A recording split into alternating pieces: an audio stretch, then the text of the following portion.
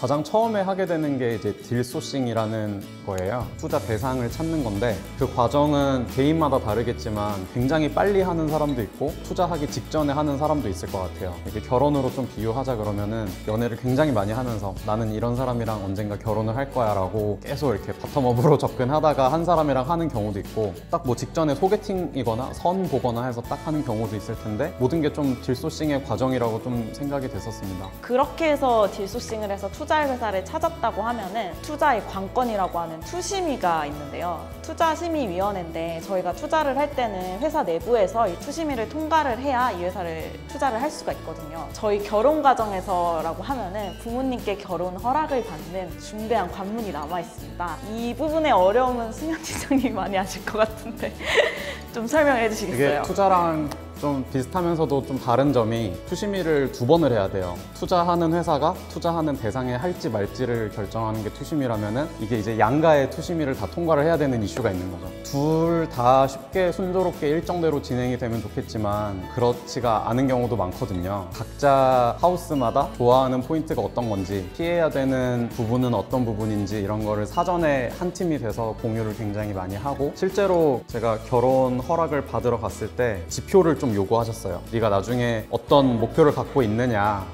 한두 달 뒤에 또 보자고 하시면은 그 목표를 향해서 네가 그동안 한 게 뭐니? 이러면서 좀 이렇게 챌린지를 많이 해주셨고 좀 그 부분에 대해서 좀 힌트도 사전에 많이 받았고 그리고 실제로 거짓말은 하면 안 되니까 어떤 액션을 취하고 있습니다 라고 이렇게 계속 업데이트를 드리면서 결국에 양가 투심위를 통과하게 됐고 결혼을 하게 됐습니다. 투심 이후에 투자금이 집행되는 걸 결혼식이라고 하면은 중요한 거는 결혼 이후고 투자 이후에도 결국 중요한 거는 담당 심사역이랑 투자 받으시는 회사 스타트업 대표님들이 어떻게 관계를 유지하고 점점 발전해 나가는지인 것 같아요. 이 부분을 저희는 사후관리 과정이라고 표현을 하는데 뭐 일방적으로 심사역이 스타트업을 관리한다기보다는 스타트업이 잘 성장할 수 있도록 최대한 많은 지원을 해드리려고 노력을 하고 있고요. 결혼 생활도 그렇지만 투명한 의사소통 과정이 좀 가장 중요하지 않나 이런 생각이 듭니다. 결혼 이후가 더 결혼식보다 중요하다는 말을 결혼식 때부터 항상 머릿속에 갖고 있는데 그런 관점에서 사후 관리를 집에서도 열심히 하고 있습니다.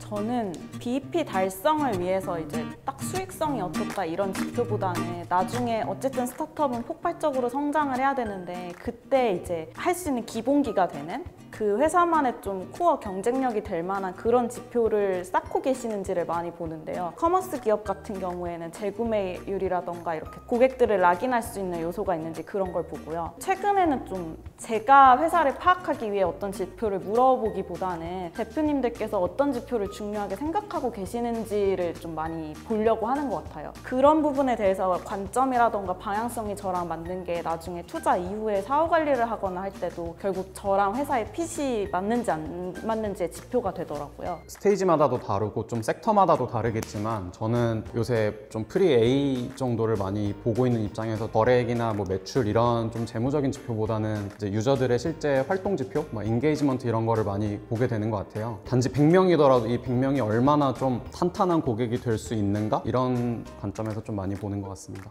저는 최근에 만난 그 에어 서플라이라는 서비스 운영하고 있는 그 로랩스의 김원균 대표님이 제일 좀 인상적이었습니다. 그 팀의 케미도 굉장히 좋았고 또 대표님이 좀 스타트업스럽지 않은 되게 하드한 영업 스타일이세요. 지금 초기에 고객을 발굴하고 그 고객한테 배우는 프로세스로 굉장히 중요하다고 생각이 되는데 좀 그런 부분을 되게 잘하고 있는 분인 것 같아서 인상 깊은 대표님으로 남아 있습니다.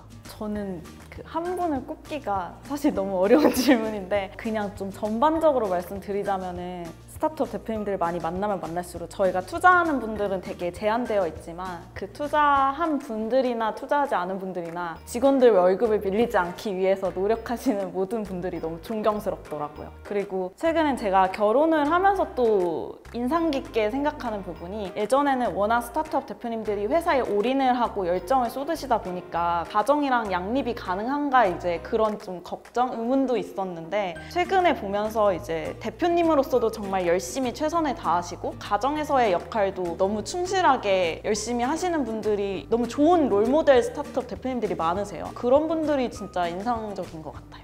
그 힘든 일이 있거나 회사 일을 하면서 좀 막다른 길에 부딪혔을 때 가장 먼저 제 얘기를 터놓을 수 있는 사람이 남편 심사역인 것 같습니다. 같은 일을 하고 있기 때문에 조언도 많이 되고 든든하게 힘도 되고 회사에서 좀 힘든 일이 있거나 골치 아픈 일이 있을 때는 그냥 집에 와서 쳐다만 봐도 힐링이 되는 그런 좋은 든든한 존재입니다. 회사에서 아니면 뭐 밖에서 있었던 힘든 일들을 가장 먼저 좀 터놓을 수 있고요. 가끔 현자처럼 신기한 말을 해요. 제가 막 고민에 빠져 있으면 이거 간단한 거잖아, 이렇게 생각하면은 너도 편하고 상대방도 그렇게 이해할 걸, 이런 좀 현자 모먼트가 있거든요. 그런 되게 좋은 조력자 역할인 것 같습니다.